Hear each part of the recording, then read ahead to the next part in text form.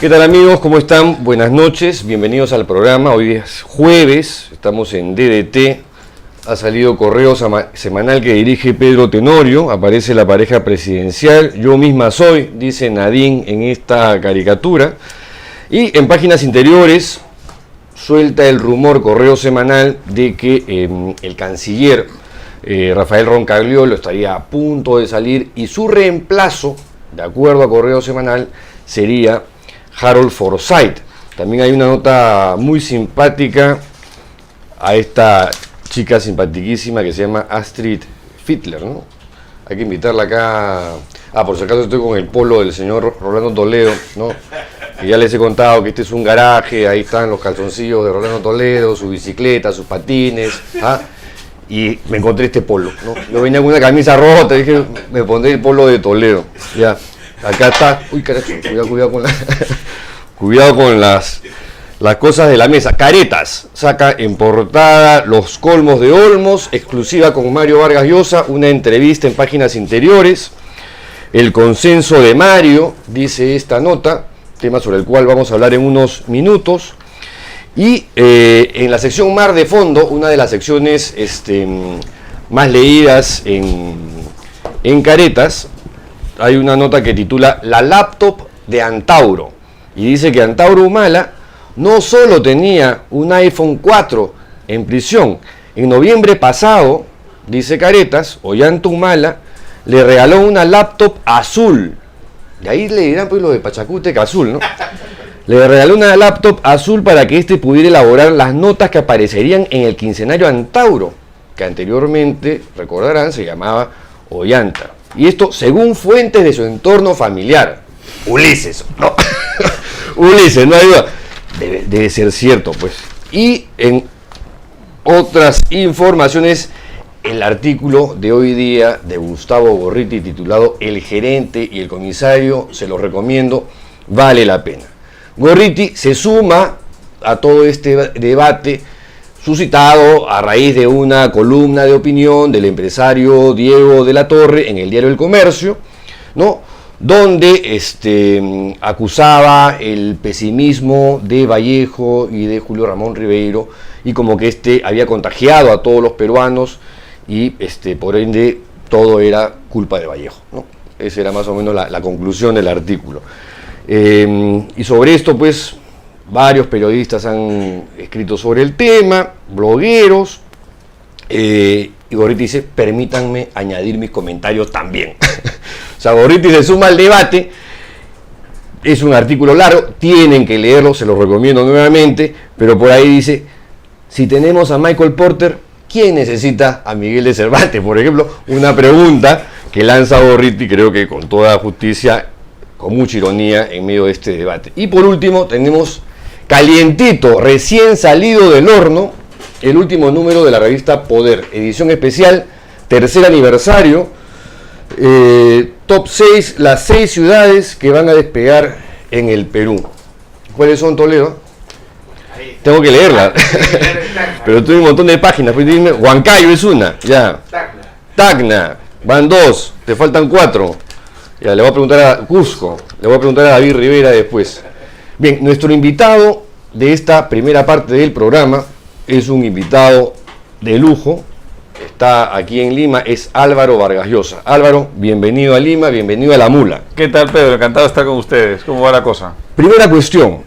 Está bueno tu polo, ¿eh? Está genial, está buenísimo. Huele un poco nomás, ese es el único, pero huele un poco. Pero los que están ahí atrás de la cámara no se dan cuenta. No se dan cuenta, pero tú sí. Vamos a mantener un poco de distancia. Primera cuestión. El martes pasado se realizó en Lima por primera vez un evento muy importante. Hubo un foro organizado por la Fundación Internacional para la Libertad, que preside tu padre, Mario Vargas Llosa, con un tema sugerente: América Latina, oportunidades y desafíos. Yo estuve ahí, fue un lleno total, ¿no es cierto?, en la Universidad de Lima, en el auditorio que llaman el Zoom, que es el más grande que tiene la de Lima, donde estuvo Charly García, capacidad 1.500 personas, y era abrumador. Perfecto, porque ¿no? si no hay mucha gente lo achica, si hay gente lo agranda, se va ajustando a lo que hay. Efectivamente, pero en este caso era un lleno total. Yo me acuerdo, días antes, Enrique Gersi, que es uno de los organizadores, me comentó que no estaba seguro si iba a llenar o no, y cómo sería. Le dije, oye, eso yo calculo que se va a llenar, ¿no? Pero cuando son 1.500, entonces... Y 10 semanas la gente chambea. Y era todo el día. Y todo el día se mantuvo lleno, increíble. Y un público bien heterogéneo también, ¿no? Sí, muchos jóvenes. No tan jóvenes, gente del interior del país, que gente que no tenía nada que ver con el tema. Por ahí en los pasillos me encontré con Ricardo Letts, ¿no? Ricardo Letts Colmenares, sí. Había un espectro ideológico político de izquierda radical. Y le digo, oye, Ricardo, será su vena empresarial la que lo llevó. Creo que te has equivocado del foro, le dije. Creo que te has equivocado del foro. Has venido al lugar equivocado. Me dice, he venido a tomar nota. Al enemigo, vamos a ver al enemigo. He venido a tomar nota, voy a apuntar qué cosa dicen. ¿Ah? Claro. Bueno, tu balance sobre ese evento, tú fuiste uno de los moderadores. Era bueno hacer eso, ¿no? Este es un evento que se hace una vez al año en distintos países. Primera vez que se hacía acá. Nosotros pensábamos que la idea era tratar de darle a la gente, digamos, esto en fin, suena un poco arrogante y pedante, no quiero que suene así, pero tratar de, digamos, salir de la discusión más rastrera y pedestre a la que nos arrastran lamentablemente algunos de nuestros congresistas y nuestros personajes públicos, y darle a la gente otra cosa, ¿no? Decirle, mira, hay otro debate más interesante ahí afuera, con peruanos y extranjeros, para discutir ideas, discutir programas, discutir perspectivas para el futuro, darnos golpecitos en el pecho también para en fin, hacer un poco, digamos, de lo que hacen otros países y que va tan bien, que es plantear los grandes temas, las grandes cuestiones, reflexionar sobre ellas y hacer como una pausa en el camino, digamos, del desarrollo, decir a dónde estamos, a dónde vamos, qué está bien, qué está mal. Esa era un poco la idea. Vino gente de fuera, vino gente de aquí y la verdad que salió fantástico, una cantidad de público impresionante. Salió fantástico. Yo lo veo como que fue una suerte de ventarrón. Ese le llamaba bocanada de aire fresco, ¿no? Exactamente, esa era la idea. Fue muy refrescante, fue muy provechoso. Lo mejor para ti, ¿qué cosa fue? Lo mejor fue la cantidad de jóvenes que había ahí, sí, ¿no? Fue impresionante la cantidad de jóvenes, ¿no? Muchachos que estaban con ganas de discutir ideas, que tenían una especie de gran, digamos, vacío que ese evento les ayudó a llenar, ¿no? Vacío no tanto por culpa de ellos, sino por culpa, digamos, de la calidad de nuestro debate público, Pedro, que es terrible, ¿no? Es terrible. El país ha despegado en muchas áreas, eso es obvio, lo sabemos todos, pero el Perú nos demuestra una cosa que ya se constató en otras partes. El desarrollo es una cosa muy desigual. Despegan ciertas cosas y otras se quedan atrás. Entonces tú comparas hoy día la economía peruana con la calidad del debate público, la calidad del debate político y algunos de nuestros personajes políticos, y hay un abismo, parecen dos países completamente distintos. Hay un abismo terrible. Que en este caso, entonces aquí la idea era el nivel de nuestros políticos. La idea de estos jóvenes que probablemente, digamos, cuando ponen la televisión y escuchan a algunos de estos personajes impresentables o abren un periódico y leen no a Pedro Salinas, pero a otros personajes impresentables y digamos, y tienen ganas de ver algo mucho mejor y escuchar algo mucho mejor. Esa gente estaba ahí para eso. Ya me pareció fantástico. Fantástico. Y no me refiero a los extranjeros, es decir, fueron a escuchar a peruanos y a extranjeros juntos discutir en otro nivel sobre los asuntos del Perú y de América Latina. Ahora, he escuchado críticas desde la derecha y desde la izquierda. ¿Cuál quieres escuchar primero? Las dos, adelante. Desde la derecha, el comentario era mucho caviar. Demasiado caviar, ¿no? Esto no era una cosa de liberales, sino de caviares, ¿no? Claro. ¿Qué dices? Había caviares, pero caviares, digamos, que estaban ahí para, pues, no sé, discutir con los liberales, debatir con los liberales y tratar de darle al público una pluralidad de puntos de vista, ¿no? Pero también había gente que estaba a la derecha del liberalismo, digamos. Estaba quizá alguien como Álvaro Uribe. Esa es la crítica de la izquierda liberal, claro. La que tú quieres juntar, claro. con la derecha liberal. ¿Qué hacía Uribe? Uribe no es un liberal, es un conservador. Un conservador que, como otros conservadores, tiene puntos de encuentro con el liberalismo, sobre todo en temas económicos. No los tiene en temas morales. Es una persona que ejerció la autoridad de una manera, en muchos sentidos, bastante vertical. Férrea, ¿no?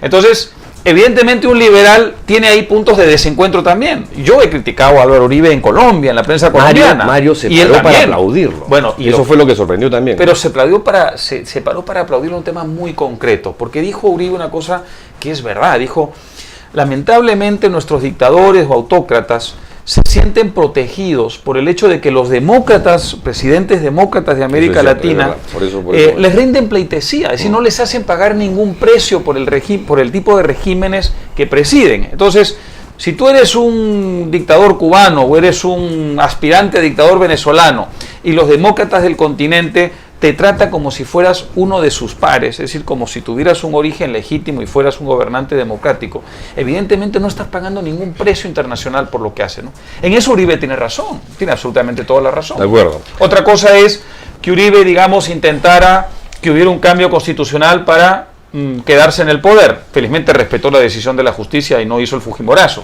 Pero a mí también me pareció mal que incluso lo intentara. Yo se lo dije en la prensa colombiana y muchos de nosotros liberales se lo dijimos en la prensa colombiana. Pero Uribe, de todas maneras, fue un gobernante, digamos, que gobernó dentro de la democracia y no se la cargó. Entonces, pues ahí estaba para que defendiera su punto de vista conservador, con el que uno puede estar de acuerdo en unas cosas y no en otras, ¿no? Alejandro Toledo. Toledo estuvo... Que entró al remate. Toledo estuvo en una... Empezó muy mal, te cuento. En una onda de muy mal. Política, digamos, local, en campaña, si quieres. Claramente dirigiéndose a un público más allá del auditorio donde estaba. Sí, pues. Está un poquito desubicado. Y yo creo que lanzándole unos dardos ahí a Alan García. Ahí compuso y se puso en equilibrio respecto del resto, ¿no? Porque ella nos hizo reír y ya efectivamente... Sí, porque dijo, quiero matar al perro del hortelano. Así es. Si lo veo, ¿no? Y el público estalló en carcajadas, ¿no? Sí. Y ahí salvó su presentación. Sí. No, pero mire, es un presidente democrático, estaba entre presidentes latinoamericanos de origen democrático. Faltó García, ¿no? Faltó García, que nos mandó decir que estaba en Pakistán. Entiendo que él tiene problemas económicos hoy, que estar fuera del poder implica, digamos, la necesidad, lógicamente, de volver a la rutina de ganarse la vida. Entonces, como expresidente, pues no tiene muchas fuentes de ingreso, por lo menos es el argumento que nos dio, y bueno, una de las pocas fuentes de ingreso que tiene son las conferencias que lo invitan a dar fuera, así que tuvo que ir a Pakistán a dar una conferencia. Pobrecito, ¿no? Yo creo que una colecta pro Alan García, por favor, acá en La Mula vamos a hacer una campaña pro Alan García. No hay nada más respetable en este mundo que ganarse la vida con el esfuerzo. Es el chico de la Teletón, el gordito de la Teletón, le vamos a decir. Pero hubiera sido simpático ver a Alan con Alejandro en la misma mesa, porque iban a estar en la misma mesa, discutiendo ahí abiertamente sobre el futuro del Perú. Habría sido un gran remate. Para terminar o cerrar este tema, Álvaro, una de las cosas que me sorprendió, yo hace 5 años entrevisté a tu padre, a Mario, para este libro Rajes del Oficio, donde también te entrevisté a ti, tú sales en el tomo 1, él en el tomo 2, y él en ese libro dice, a mí me entristece saber que yo ya no veré al Perú enrumbado definitivamente en la buena dirección. De eso tengo un convencimiento absoluto. Y eso me produce una gran tristeza. Y lo dijo. ¿Y en qué año se publicó el segundo tomo? ¿Te acuerdas? Esto fue hace 5 años, 2007, ¿no? ¿Cómo ha cambiado? Y él comenta, en este evento, que hace 5 años, él no pensaba ver el país de esta manera, ¿no? Y ha dicho, en todos los años que llevo de vida, no he visto nunca una imagen tan positiva del Perú como la que he visto durante los últimos 5 años, ¿no? Esto lo he dicho el martes y he visto también que en la revista Reportajes, donde escribes tú, le hacen una entrevista a Mario, donde también tiene este optimismo cauteloso, ¿no? Le dijeron tanto él como Toledo para encontrar una definición a este fenómeno que está experimentando el Perú en la región y en el mundo, ¿no? Ponte a pensar en alguien de su generación, ¿no? Él tiene 75, está a punto de cumplir 76 años. Es decir, él se ha pasado la vida viendo al Perú frustrar sus oportunidades. Es decir, cada vez que hubo una posibilidad de que la democracia se consolidara y durara en el tiempo, se interrumpió. Cada vez que hubo síntomas, digamos, de apertura económica y de despegue económico, eso se interrumpió. Y en general lo que ha visto es que otros países de la región avanzaban a un paso galopante mientras el Perú se desaceleraba. Entonces es lógico que una persona de su generación llegara a la conclusión pues hace 5 años, digamos, a mediados de la década,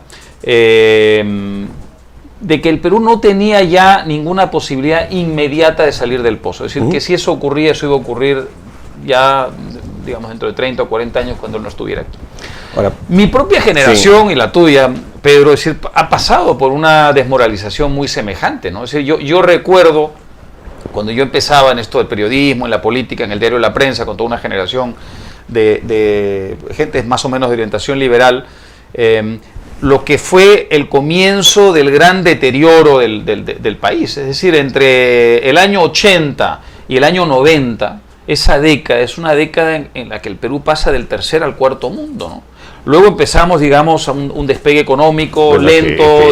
Si eso no era el fondo, eso era realmente impresionante. Pero tú sentías que en ese momento el país estaba desahuciado.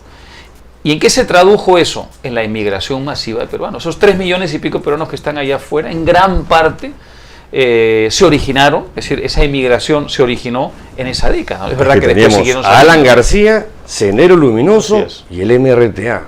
¡Qué bestia! ¿No? Y un país los que tres había compartiendo al mismo tiempo. Y un país que había estado, así es, y un país que había estado a la par que Chile económicamente 15 años antes, que de pronto se veía totalmente relegado por un país infinitamente más pequeño, infinitamente menos dotado de recursos que el Perú, aunque tiene bastantes, tiene muchos menos que el Perú. Bueno, era normal para mi generación y la tuya desmoralizarse. ¿Cómo sería para nuestros mayores? Entonces, esas palabras... Pero todo te digo que es culpa de Vallejo, en realidad. O sea... Pobre Vallejo. Bueno, otro que emigró, otro que se moralizó tanto, se emigró. Es que él sabía, todo va a ser por culpa mía, yo me voy acá, y se fue a París, y sigue enterrado allá. Claro. Mencionaste Chile. Piñera, ¿lo ves, no lo ves? Yo no lo veo, ¿ah? Piñera... ¿Qué le ha pasado a Piñera? Es difícil para mí hablar porque tengo una vieja amistad con él, yo personal y mi familia en general, ¿no? Estos eventos, este mismo evento que hemos tenido aquí, lo hemos tenido 20 veces antes y siempre ha estado él ahí, ¿no? Pero hay algo que no está haciendo bien, ¿no? Algo falló. Yo creo que lo que falla ahí, Pedro, es su personalidad. Él es un capitán de industria, él es un empresario. Y él es, por tanto, el desmentido a esta idea tan generalizada de que se necesita para ser un buen presidente tener un espíritu de buen empresario. Siempre se ha dicho eso, ¿no? Se ha dicho en el Perú necesita tener a un presidente con mentalidad empresarial, ejecutiva, capaz de organizar al país como se organiza, o al Estado como se organiza una empresa. Eso no es verdad. Chilenos, son dos cosas muy distintas. Chilenos con los que he conversado y votaron al final por Piñera, pensaron eso, que Piñera, siendo un tipo que viene de la empresa privada, súper exitoso, súper ejecutivo, no iba así, a revolucionar la cosa. No funciona así porque, ahora lo que te dicen, le faltaron operadores políticos. Claro. Él no es un político. Exactamente. ¿Qué pasa? En una empresa tú eres un dictador. Es decir, tú organizas la empresa, aun cuando tengas buenas maneras y aun cuando delegues decisiones, tú eres un dictador finalmente en tu empresa, ¿no? Tú no puedes manejar el Estado de esa forma. Por otro lado, en una empresa tú puedes fijar objetivos y organizar absolutamente todos los recursos en función de los objetivos. En el Estado tú tienes naturalmente que negociar, tienes que a veces sacrificar A para lograr B, tienes que operar en un ambiente en que no tienes todo el poder de decisión, tienes adversarios, tienes opinión pública, tienes al interior de tu propio Estado, lógicamente, corrientes en pugna. Se necesita para eso una mentalidad que no es la del empresario vertical que él tiene. Entonces, yo creo que ahí hay el problema temperamental antes que cualquier otra cosa, ¿no? Ahora, dicho esto, la economía chilena está disparada y galopando. No, sí, de acuerdo. De manera impresionante. Pero has tenido estos meses en el sector estudiantil, universitario, con unos reclamos que el propio Poder Ejecutivo se ha preguntado, ¿y de dónde ha salido esto? ¿No? Ha salido de que el país ya es casi un país desarrollado. Es decir, eso es una paradoja y es bueno que el Perú preste mucha atención porque nos va a ocurrir en un momento dado. El Perú está ya camino a eso, ¿no? Falta un poco, pero va a llegar. Y fíjate qué interesante, cuando tú progresas económicamente a un ritmo galopante y te vas acercando al desarrollo, las demandas sociales van cambiando de naturaleza y pasan a ser las de país desarrollado. La gente exige una calidad de primerísimo nivel. La gente exige un servicio de salud infinitamente superior al que tiene. Ya no son demandas, digamos, alimenticias, ya no son demandas básicas, ya son demandas de servir, la calidad del Calidad servicio de del vida. Estado. Entonces, es interesante ver lo que pasa en Chile para evitar que eso nos pase a nosotros, porque nos puede pasar en cualquier momento, ¿no? Pero creo que frente a ellas Piñera no ha sabido reaccionar bien. Es decir, no ha tenido la capacidad de adaptación a ese ambiente generado en parte por el propio éxito chileno, ¿no? A sus propios ministros de educación los tenía demasiado mediatizados. El no les rescate de permitían los negociar, mineros lo gerenció súper bien, por ejemplo. porque ahí sí, digamos, la mentalidad ejecutiva empresarial Y funcionó perfectamente, ¿no? Pero un problema que lo trascendía, en este caso eran los estudiantes que salieron a marchar, ¿no? A quejarse, a reclamar al gobierno una mejor educación. Y ahí sí el gobierno, o sea, cayó el ministro de Educación, ¿no? Claro, cayó, pero sobre todo lo que hizo el gobierno fue paralizarse, ¿no? Cuando tú tienes una gran demanda social, tú no puedes, digamos, encerrarte en una especie de autismo y negar la evidencia. Tú tienes que atacar eso desde un punto de vista social y político, no empresarial, no ejecutivo. Ahí hay un problema mucho más delicado que ese, ¿no? Y yo creo que él no tuvo la mentalidad para abordar eso, ¿no? Y no permitió, sobre todo no permitió, porque él sí tenía buenos ministros. En muchos momentos hubo ministros que, de haber tenido un poquito más de espacio para actuar, de latitud, digamos, por parte del propio presidente, quizá habrían podido hacer mejor las cosas. Pero el presidente no los deja porque él es su propio ministro de todo, ¿no? Y ahora ha puesto a Harald Bayer, que yo lo conozco, es un técnico de primer nivel, pero es ultraliberal, ¿no? Sí, así Sí, es. él era el que manejaba el Centro de Estudios Públicos, que era esta suerte de Sí, ONG liberal chilena. Así es. Además, donde acaban de homenajear a Mario, Roulette, sí, ¿no? Así es.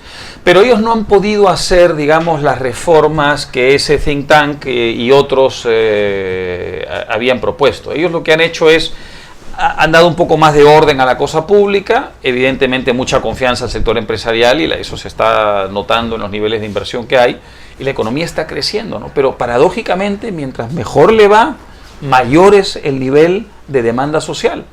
Lo que no hay es una capacidad desde el Estado para acoger esa demanda y traducirla en acción. No la hay. Entonces hay un impasse que frustra mucho la vida social y además la crispa muchísimo, ¿no? Hay un nivel, digamos, de agresividad y de violencia que ya no es sana, ¿no? Regresemos al Perú. El gobierno de Humala, ¿cómo va? Va bien, en general va bien, Pedro. Yo no sé si nuestros... Estos Vargas Llosa están bien optimistas, ¿ah? No, va bien. Yo juzgo al presidente Humala a partir de la promesa que hizo. Yo no lo juzgo a partir de mi gobierno ideal. Nosotros, sabes que somos 30 millones de presidentes en el Perú, ¿no es cierto? Somos 30 millones de entrenadores de fútbol, aunque después lo que ha pasado con Chile, probablemente ya somos 60 millones de entrenadores de fútbol y 30 millones de presidentes. Entonces cada uno tiene su gobierno ideal. Tú me dijeras, ¿qué cosa hay que hacer? Pues seguramente yo te diría cosas que no está haciendo el presidente Humala, pero yo no lo juzgo por eso, no es justo. Él hizo una promesa y la está cumpliendo, y mientras no se desvíe sustancialmente de ella, me parece que por lo menos en mi caso, ya que estuve yo parado al lado diciendo esto es lo que él está prometiendo hacer, me parece que lo justo es reconocérselo. Estoy de acuerdo, independientemente de que haya, contigo, ¿eh? Evidentemente cosas puntuales que están mal manejadas. Yo no voté por él. Tú votaste... Mejor dicho, voté por él y por la otra. O sea, voté por los dos. Yo fui auténticamente democrático, ¿no? Mi voto no sirvió para nada. Pero la lógica tuya, la de... No, sí sirvió, porque digamos...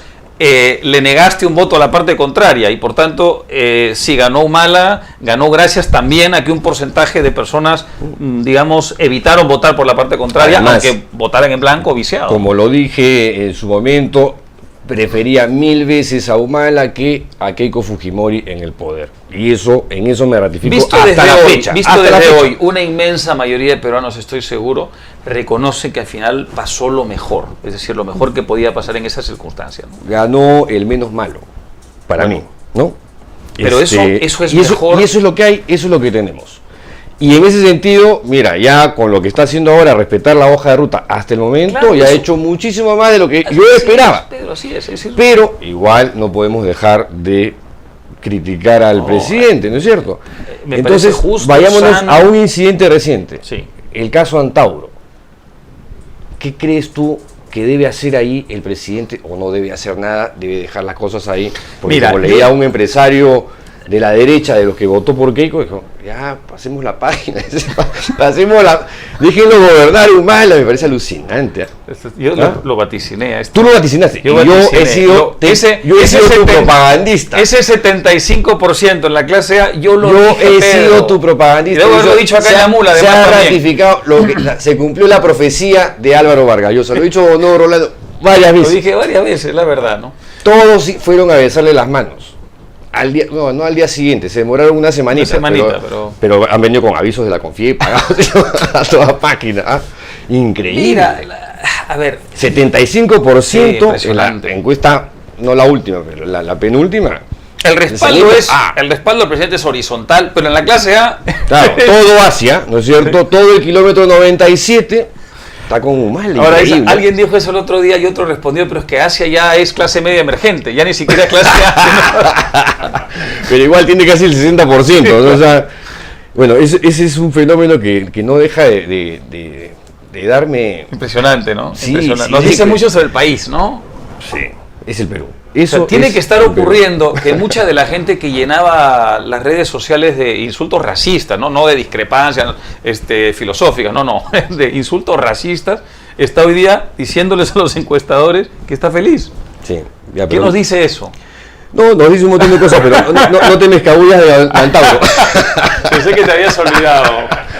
¿Qué debería hacer el presidente en este escenario? Porque, déjame decirte una cosa. Yo en los últimos ese tema lo va a presentar como una sombra. Sí, bueno, yo sé, y eso lamentablemente es algo de lo que es víctima en cierta forma, más que culpable, Pedro, ¿no? Por ahora, la de su familia, dices tú. Sí, es decir, digamos, está muy claro que este caballero quiere fastidiar a su hermano, ¿no? A su hermano presidente, y hace lo que puede para fastidiarlo. No solamente él, sino su familia. Claro, hay otras personas también. Entonces, el presidente es víctima, y más que culpable de eso, ¿no? Yo me he informado los último par de días, he tenido un poco más de información sobre los antecedentes, lo que está pasando, y me ha parecido interesante lo que he averiguado. Entiendo que en Piedras Gordas han empezado a concentrarse un montón de delincuentes altamente peligrosos, sicarios que responden a cárteles de la droga extranjeros, un tipo de cosa que no ocurría en el Perú, o sea de paso. ¿Eh? Es verdad. Gente, digamos, ya de otro nivel, ¿no? Otro nivel de delincuencia, ¿no? Y en un momento dado se produce, digamos, una situación que hace temer al presidente un chantaje, es decir, o Antauro se autosecuestra, o a Antauro lo secuestran de verdad, o se produce un motín, porque en Piedras Gordas no hay ninguna autoridad, es la podredumbre generalizada, como hemos visto ya todos abiertamente. ¿No era un penal de máxima seguridad? Bueno, pues evidentemente no era un penal de máxima seguridad, un penal absolutamente cuartomundista, pero además con sicarios que responden a cárteles mexicanos ahí dentro, y Antauro en medio de todo eso. Entonces la posibilidad... Si esa es la situación... cámbialo. Había que cambiar un enroque. Yo ahora no lo mandes a un local militar. Okay, ese es otro tema. Fiscalizable. Ok, esa es la otra parte de la ecuación. La primera parte la entiendo mejor. Entiendo bien que lo hayan sacado de ahí. Asumamos que es eso, pero no lo pongas en un lugar donde no hay manera de fiscalizar qué cosa está ocurriendo adentro, si efectivamente el tipo estaba con internet, tuiteando, tenía Twitter. ¿No? Tenía Facebook. No solo eso, sino que el problema es si tú lo pones en una instalación militar, aunque esto lo administra el INPE, es un poco igual que la base naval. La base naval es una instalación militar, pero la administración de la cárcel es del INPE, no es de los militares. Aquí pasa lo mismo. La argumentación es esta. Es la mejor forma de controlar a Antauro, porque son solamente 10 reos, ¿no es cierto? En vez de tener 300 o 400, hay solo 10, es muy fácil tenerlos muy vigilados, y el nivel de seguridad es tan grande que eso es casi impenetrable, es decir, ahí no va a entrar perico en los palotes. Pero no entran ni los congresistas, porque la vez pasada Luis Iberico nos decía acá, si yo quiero entrar al local ¿cómo se llama? Virgen de la Merced, voy a tener una serie de trabas en la entrada, por más que diga que yo soy congresista, ¿no? Al otro lado, decía, soy congresista, y entraba, y de frente iba, tan así que pasó el año nuevo con Antauro, no contó acá. Y el nivel de fiscalización va a ser menor. Yo creo lo siguiente, no tengo ninguna duda, ya no tengo ninguna duda de que el presidente no está tratando de darle gollerías a su hermano, sino de vigilarlo y controlarlo mejor. Pero en cambio, hay un problema político, que es el problema de percepción, y en política la percepción a veces es más importante la verdad. Así es. Si la percepción ciudadana está ahí protegido efectivamente de la fiscalización de congresistas y mucho más de la prensa, y el señor está allí a sus anchas, protegido por militares, aunque esa no sea la realidad, si esa es la percepción, yo sí creo que hay que atacar el problema de alguna forma, porque si no esto se va a perseguir como una sombra durante años, ¿no es cierto? Y va a erosionar al gobierno. Esa es mi profecía. Hay un problema político. Ahora, una cosa te aseguro, Pedro, es decir, aquí no hay ni remotamente un intento del presidente Humala por darle gollerías a su hermano, es decir, no hay nada de eso, al contrario, yo creo que si está harto de algo, es de eso, ¿no es cierto? Es decir, ponte en su lugar, es decir, todos los días, en lugar de estar discutiendo el acuerdo con los mineros artesanales, eventualmente el tema del gas, estás discutiendo Antauro Humala, viejo, este no es el tema del país, ¿no? Pero lamentablemente hay una percepción en la prensa, que lo ha convertido en el tema del país. Está en la prensa, la gente habla de eso, o sea, tiene que resolver eso, aun cuando el día yo no voy a hablar sobre temas familiares, son temas menores, temas domésticos, en eso no... Yo creo que si no se logra, digamos, despejar ese nubarrón, al final habrá que ver de qué otra forma se puede conseguir las dos cosas, que es la seguridad para la familia que lo va a visitar y la digamos, certeza de que se está haciendo cumplir la sentencia. Nadine, para redondear esta conversa, ¿cómo la ves tú? Pensé que me iba a librar de esa pregunta. No, pues...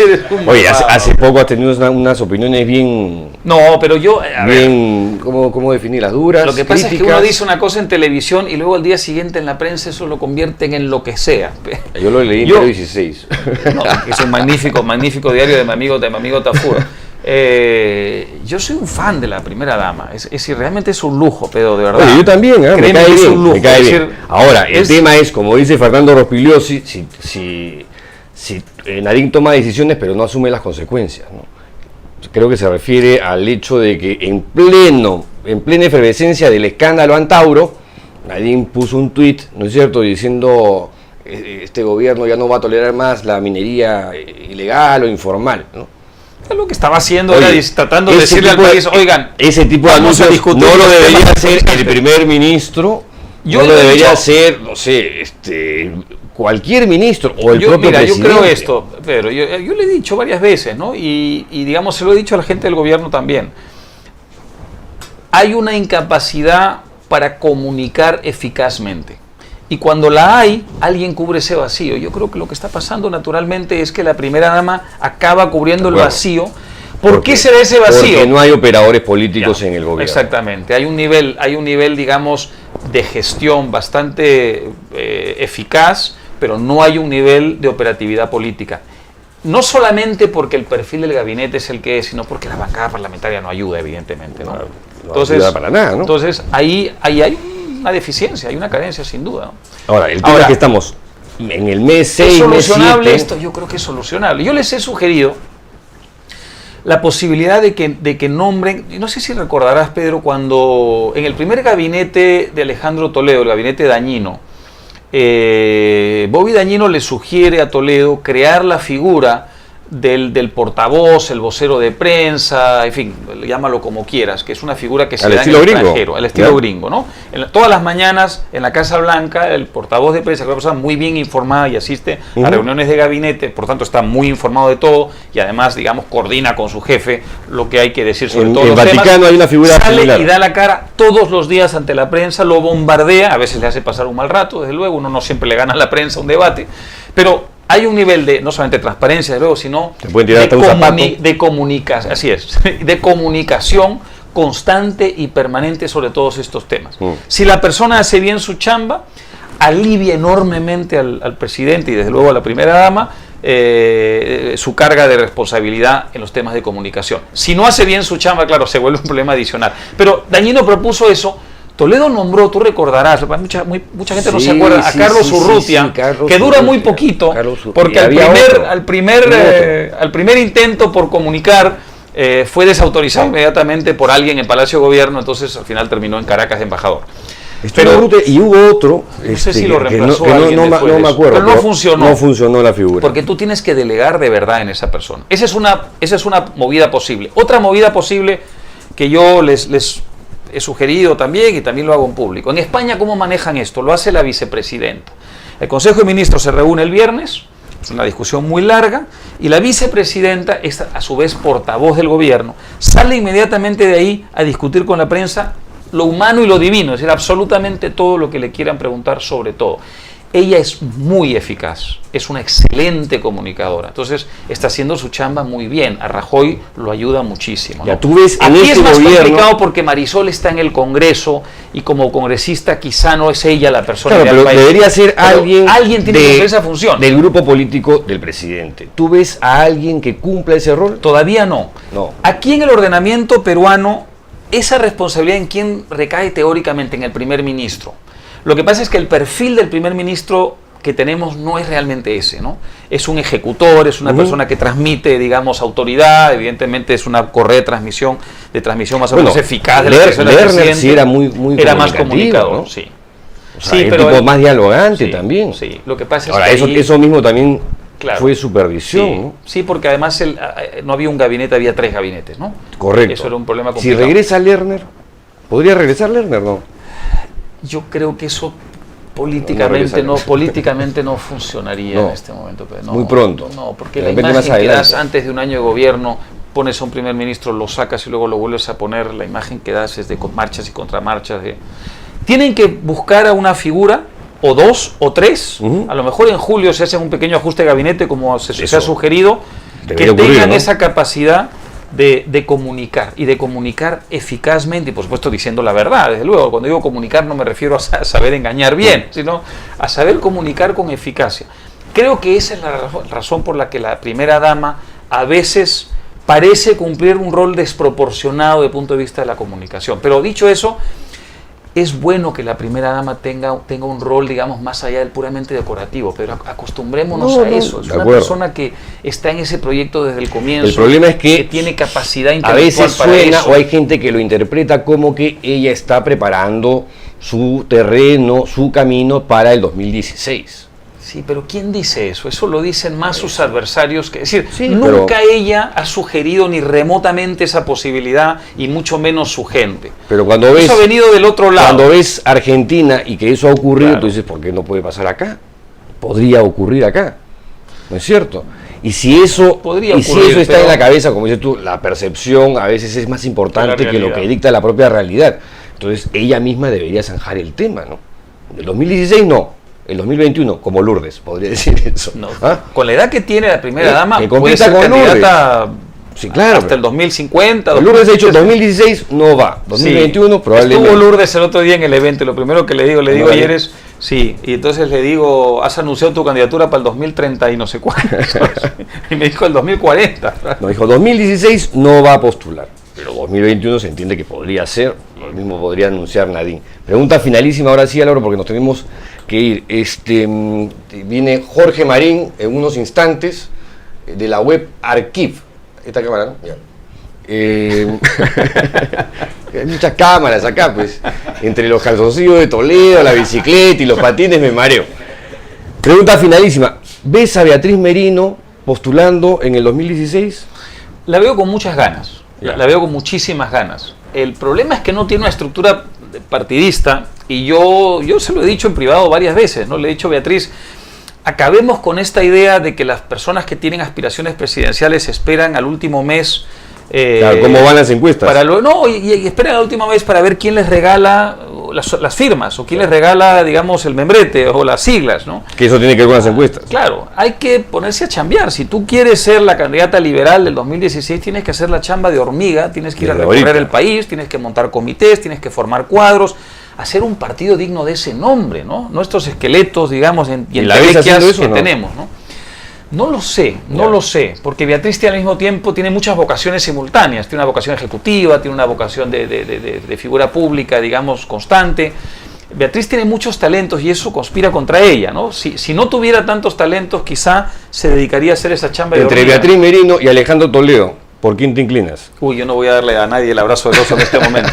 Yo le diría a Beatriz, si tienes ganas... Beatriz, Nadine, Toledo. Mira, si tienes ganas, Beatriz, haz la chamba de hormiga de construir un partido digno de ese nombre, que a lo mejor no ganas el 2016, pero le legas al Perú un partido que a lo mejor llega al poder dentro de 20 años, pero un partido digno de ese nombre. Nos faltan partidos a gritos. Pues un partido liberal mejor todavía, ¿no? Nos faltan partidos, no hay partido, no hay un solo partido. Había el APRA, ya ni siquiera el APRA es un partido. El APRA es una bancada de 4 gatos, o sea, no hay ya ni el APRA. Pero acabemos con esta idea de a ver quién me regala sus firmas, quién me regala, ¿no es cierto?, su inscripción.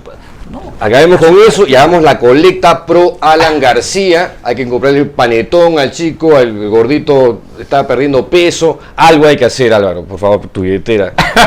Mójate con algo para que Alan pues, no tenga que irse a Pakistán, ¿ya? Vamos a invitarlo a la mula, un programa de televisión a la mula. Un programa gastronómico para que coma algo, ¿no? Pobrecito, cómo se queja, ¿no? Comunal. Se ha ido a Pakistán, dice, ¿no? Nadie lo contrata.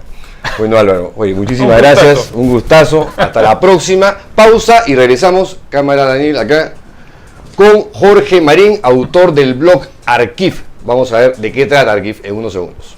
Listo.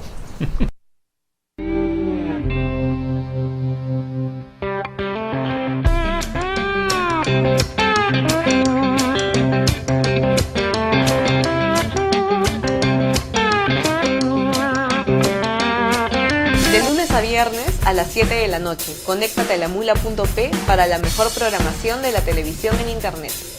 Los lunes, una mirada al arte, a través de Ventana Cultural con Gonzalo Tello. Los martes, el mundo de las tablas, en sala llena con Eduardo Adriansen.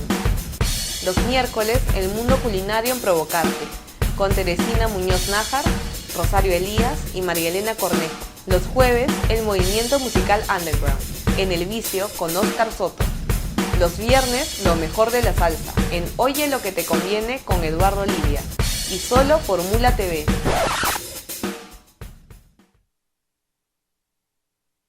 De lunes a viernes a las 8 de la noche, conéctate a lamula.p para la mejor programación de la televisión en internet. Los lunes, un repaso a la semana, en Pasando Revista, con José Alejandro Godoy. Los martes, Internet en la actualidad. Código Abierto con Jorge Bocio y Rolando Toledo. Los miércoles, los chismes del mundo del espectáculo y la farándula, en Entrometida, con Patricia Salinas y Maritza Chino. Los jueves, un programa sobre programación, es Web Inc. con Antonio Ognio y Germán Martínez. Los viernes, amenas conversaciones con los más variados invitados, conversando con Manuel Escorza, y solo por Mula TV.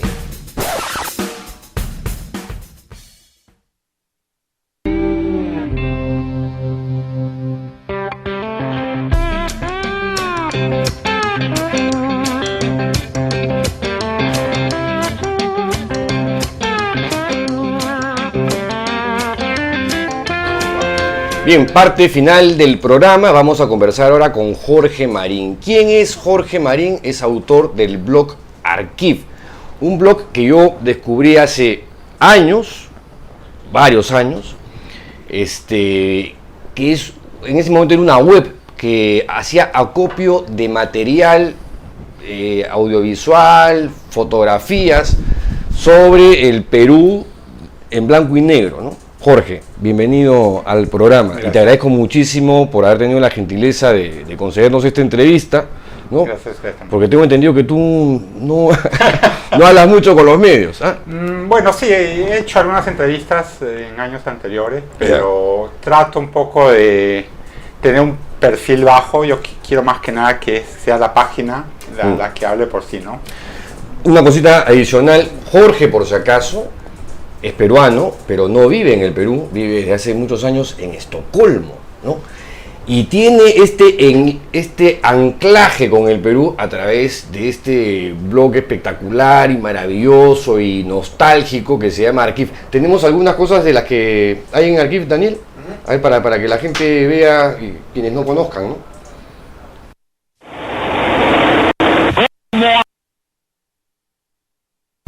Un comercial. ¿Ah? Estamos con el micro abierto, ¿no?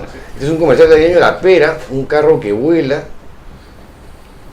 Bueno, ese comercial de verdad no es de mi página. ¿Ah? Pero no es mi página. Pero ¿no sí, es tu página? No. Comercial de gasolina con Chan. Sí. ¿Estás seguro? Pero no, ahí está el logo abajo de eso. Es otra web. Pero bueno, está igual, lo hemos tomado en cuenta también. Ese es un comercial de gasolina con Chan. Ya, pero lo han sacado, me dicen, lo han sacado de archivo, ¿eh?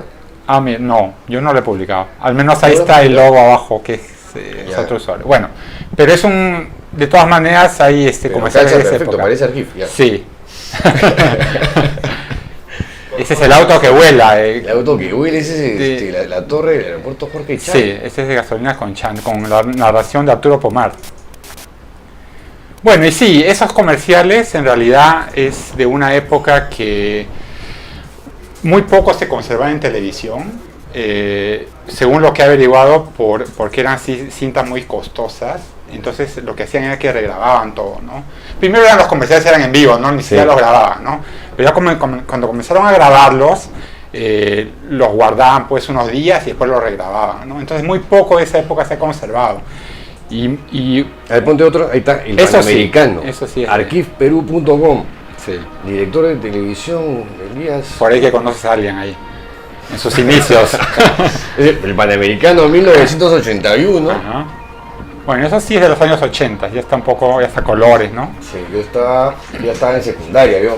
Ajá, Ahí jovencito está todavía. ¿cómo se llama? Iván Márquez. Iván Márquez. Iván Márquez. Este es el famoso También Viene. También viene, claro, la frase. Bueno, esto El sí, Panamericano. lo que es audiovisual, material audiovisual, yo incluso he conseguido comerciales de los años 60, que son bien raros de conseguir, pero no ni siquiera a través de los canales de televisión, porque, Sí, ¿no? porque no hay una... Coleccionistas, No hay, ¿no? sí, o lo han grabado en ¿Ya? su Betamax, yo que sé, de esa época, o lo han conseguido a través de la gente misma que ha hecho los comerciales. Yo he conseguido mucho material a través de esos antiguos productores de comerciales que me lo han proporcionado, ¿no? Pero, Jorge, Eduardo nos pregunta qué cosa es Archiv y cómo se pronuncia, porque acá hay un señor que se llama Oscar Soto, que es un Sí. friki, Ajá. rarísimo, y él me decía, es Archiv. No, ¿Tú qué es- sabes? es Yo, el Archiv. friki, sé más que tú. Es Es Archiv. archive, es Archiv. una palabra Yo decía- sueca que significa archivo. De ahí venía. De ahí venía. Ya. Bueno, fue el primer Escucha Oscar título, Soto. fue el primer título que le puse, que era provisional, le dije hasta que se me ocurra otra cosa, Archiv, no pero, bueno. pero quedó ahí, ¿no? Y todos me han hecho esa pregunta desde los inicios, ¿qué es archivo? ¿Qué es Archiv? Y bueno, pero ya quedó. Sonaba como acrónimo. Yo pensé que era un acrónimo de algo, pero no. No, es archivo, Archivo en en sueco. sueco. Ajá. Archiv. A ver, otro videito. Hay una serie ahí. Esto es fútbol. ¿De qué año? 73. Perú-Chile. Esta es la eliminatoria para el Mundial de Alemania, que Chile nos elimina en un partido en Montevideo, porque el primer partido lo ganó Perú en Lima, el segundo Chile en Santiago, y se fue un partido de desempate en Montevideo. Ah, pero tú te acuerdas de la historia de cada uno de los videos y fotos que has colgado en tu... Sí, yo, y si lo consigo y no sé lo que es, lo averiguo, ¿no? Porque Ya. en parte yo también investigo ¿es el Cholo y Sotil? aprendo. Claro, Cholo Sotil, Cholo Sotil. Muñante, Esa es la selección famosa, pues. claro. Pero no clasificamos con esa selección, imagínate. Por eso dicen que ese es un mito. ¿Ah? Así es. Pero lo interesante es de que hay material, existe, pero lo difícil es encontrarlo. Porque como te digo, muchas son personas X que te lo han grabado. Las mismas televisoras. El Canal 5 es un especial de sus 50 años, hace unos 10 años más o menos. No tenían material. Sacaban de la web, Tú sacaban tienes de... archivo de El Hombre Par. Claro, ¿no? ¿te acuerdas del Hombre de Paro, Pero no? claro, si yo veía eso de chico, me encantaba. Y acá me hicieron ver una serie de un canguro que se llama Skippy. Ajá. ¿La tienes ahí, Daniel? No. Claro. ¿Ese es Skippy? No. Ese es el Atari, creo. ¿Qué es eso? ¿Esa es la serie? Sí, ah, sí, esta es la claro, del canguro. Claro. Esas aquí las veíamos en blanco y negro todavía, ¿no? Sí. A pesar de que eran a color. Yo ¿no? me había olvidado que existía esta serie, Claro. hasta que me la han enseñado. Y ahora. esa es un poco la idea también de la web, de rescatar lo que duró poco. Porque hay muchas cosas, programas de televisión, personajes que te duraron pues un año y desaparecieron. No, y además tú hablas de frases y de jerga de la época. También, ¿Ah? claro, modismo, frases, Modismo, jergas, que han ido Acá cambiando está, con el mira, tiempo. justo entrando Oscar Soto. Archiv se dice, Archiv, no Archiv. Significa archivo en sueco. En sueco. En sueco, pues. No. Ah, qué Acá hay bien. otro fan, Eduardo es fan, Daniel Riglos sí no sabía quién era Skippy. Y Jimenita acaba de nacer hace muy poco, como la ves ahí. No, y eso también es un poco lo divertido, que hay gente joven que, oye, qué interesante, que yo no sabía. Yo creía que... Jimenita no sabe ni siquiera quién es Iván Márquez. Ah, ¿Quién es Iván Márquez? bueno, todavía está en la radio, Iván Márquez, ¿no? No sé. ¿Existe todavía Iván Márquez? También viene. ¿Ah? Bueno, sí, ya, bueno, hay mucha gente, como te digo, de que yo mismo me acuerdo cuando era niño, decía, bueno, Ultra 7 lo dan desde el año Ultra pasado, 7, ¿no? que era el ¿no? Que Claro. tenía, ¿cómo se llama? Dan Vamos, Moroboshi. Boche, claro. Oye, ¿qué tal? Oye, me ha venido así a la mente como... No, y lo Dan que Moroboshi, pasaba en ¿no? esa época es que como tenemos 3 canales de televisión, entonces Eran 4, 5 y 13. el 7. Ay, el 7. Bueno, el 13 es de antes, después desapareció. Entonces casi todos veíamos lo mismo. No es como ahora que tenemos Es verdad, 100 claro, canales claro, de no, cable. pues. Oye, ¿viste esa serie? No la he Sí. visto. Pero todos veíamos lo mismo. Entonces podíamos relatar, todos los programas los Bueno, veíamos. los colegios, en los recreos, Todo, días, oye, recreamos, ¿viste? todo. Claro, sí, ¿viste el Chavo del 8, no Claro. sé qué cosa? ¿Viste? O trampolín o lo que El sea. Hombre de Acero, ¿te El Hombre de acuerdas? Acero, claro. Había cualquier cantidad de series animadas japonesas. Sí, y El eso Hombre de también he Acero, hecho una El Hombre del averiguación. Espacio, El Príncipe Planeta. Sí, y eso creo se ha debido a que eran, más que nada por el precio, eran baratísimas de Baratísimas. comprar. Entonces, y hubo el régimen pues militar también de Velasco, de que no querían lo norteamericano, y un poco que lo japonés era más aceptable, ¿no? Y muchas series que solamente en el Perú se han transmitido, no se han transmitido ni siquiera en otros países de Sudamérica, o sea que es un caso bien Kimba, raro. ¿de Kimba tienes algo o no? Kimba, claro, el Ese león. es el León Blanco. León Blanco. Ese es el inspirador de, ¿cómo se llama? De la película, El Rey León. El Rey León. Claro, no, y le han hecho un juicio, porque hay un Obvio, caso pues de- Kimba, Simba, ¿no? Sí, sí, completamente. Scar y ¿cómo se llama el tío del otro? Le han cambiado el La misma nombre, vaina, un poco era la misma es vaina. completamente la misma historia. Sí, sí, viste esta historia porque me parece conocida, pero son los japoneses, es de Kimba. Así es. ¿Ya? Bueno, tenemos una tradición de series japonesas de los años 60. 60. 60. Había una serie Samurai, ahora he encontrado que hay una serie que se llama Samurai, que es la primera serie japonesa. ¿Tú con cuáles te enganchabas? Bueno, Ultra 7, El Hombre para el Hombre de Acero, Fantasmagórico. Fantasmagórico. Fantasmagórico. Tú fue- sabes que yo la fui a buscar a un sitio donde consigues estas cosas y oye, conseguí Fantasmagórico. Sí, se consigue. Y En con español. emoción, en español, no me acuerdo si está en español, creo que sí está en español. Y así con mucha emoción se la enseño a mis hijos. Para ellos. No, yo estaba así, pero fascinado. Para comenzar, había sangre. Sí, sí. eran Siendo violentas, dibujo animado, eran había violentas. harta sangre. Cortaban O sea, cabezas. ¿Cómo mis papás me podían dejar de estas cosas? Sí, sí, sí. Y, Entonces, esa serie era y mi realmente hijo me violenta. decía, pucha, qué aburrido, papá, ¿me puedo ir? Y ¿cómo que qué aburrido? Sí, sí. A mí me parecía lo máximo. Había una que se Sombrita. llamaba Samagura, que era un karateca. Bueno, esa la pasaban en el 7. Ahí sí me- Esa era violentísima, ni siquiera, ahora no la pasan por televisión, ¿ah? Pero en ese ya era dibujos animados. Lo veían morado de gol. Fantasmagórico era dibujos animados. Claro. Y sombrita. Después había un Enlace del Espacio, Las del Tres espacio, especiales. los 13 espaciales. Ah, Sankokai ya vino un poco después, sí. ¿Cómo se llaman los 13 espaciales? Ronnie, Bonnie y Cero. Vamos a hacer un test Ah. ahorita de... Y P77 era el hermano del chiquillo Ah, sí. ¿no? Sí, sí, sí, Y el claro. chiquillo, si no me acuerdo cómo se llama. Tampoco me acuerdo. ¿Qué pasa? Hay uno más. A ver, vamos a ver qué otra cosa tenemos acá de archivo. ¿Y esto? Esto debe ser... Mambo. La tongolele. ¿Es la tongolele? Qué rico el mambo, 1950. Este es el 50, ese es mejor que el partido del 73, ¿ah? Del Perú Sí, Chile. bueno, esto debe ser una producción extranjera, ¿no? Es una película, ¿no? Sí. Ahora, ¿en qué tiempos pones al día tu blog y estás cazando Bueno, videos? yo cuando vengo al Perú aprovecho el tiempo para hacer las investigaciones, recopilar todo lo que pueda, ¿no? ¿Ya? Y ya, claro, que tengo igual que estar actualizando el blog casi cada 2-3 días y acumulo, pero cerros de información, no lo elaboro muy bien, solamente lo acumulo, ya cuando me regreso ya pues comienzo a elaborar. Ahora, esto me imagino empezó como un hobby, como un vacilón. Sí, empezó como una lista así de recuerdos. ¿Se ha rentabilizado de alguna manera, no? Sí, se ha creado un monstruo en realidad. ¿Ah, sí? Sí, porque No me digas. o sea, ya hasta yo mismo a veces me asombro de los temas, que son miles de temas. Entonces, yo cuando empecé, esto me durará pues 2 años, de ahí se me acabarán todos los temas, ¿no? Pero siempre surgen temas. Incluso yo averiguando empiezo a recordar cosas de que también no me acordaba, o descubro nuevas cosas, nuevos temas también, ¿no? Entonces hay información ahí bastante. Lo que pasa es que todo lo que es... ¿Tienes con la web o con el blog cuánto tiempo? Desde 2000, ya 10 años. 10 años. 10 años. Wow. Sí. Claro, yo recuerdo haber escrito una columna para una revista sobre archivo. Ah, mira, ya hace años. Hace años. Sí, hace años. Lo que pasa es que lo que es cultura popular en el Perú no se ha difundido mucho. Entonces, todos estos temas que muchos de los que yo toco, nadie los menciona, ni lo encuentras en diarios, ni en ningún sitio, porque nadie le ha dado importancia, ¿no?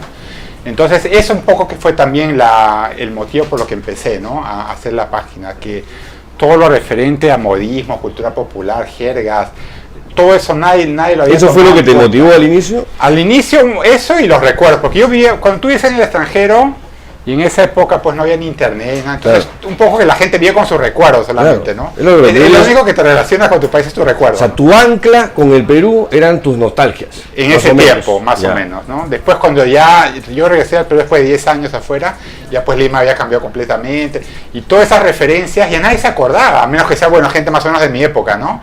Pero ya muchas veces se habían perdido, yo hablaba en una jerga que ya nadie lo entendía, entonces todas esas cosas sí hay que recuperar. Pero el qué paja es algo que se ha ¿cómo se dice? Se está rehusando. Sí, estaba vuelto. El qué paja era de la época del colegio. Qué bacán, qué paja. Qué bacán. Qué neto, yo nunca lo había escuchado, pero dice que en los 60 se decía qué neto. Qué neto.